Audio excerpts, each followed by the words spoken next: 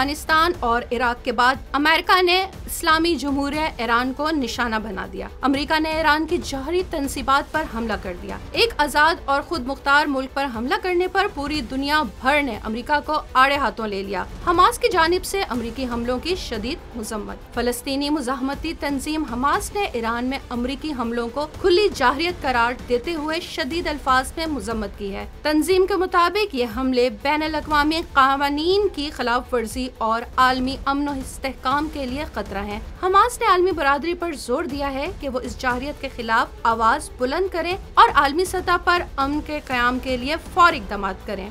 वाज़ेह रहे कि गुज़िश्ता शब अमेरिका की जानिब से ईरान पर हमला किया गया था, जिसके बाद अमेरिकी सदर डोनाल्ड ट्रंप ने ऐलान किया कि हमने ईरान के 3 न्यूक्लियर साइट्स पर हमला किया है और फ़र्दो एटमी तंसीब मुकम्मल तौर पर तबाह कर दी गई है।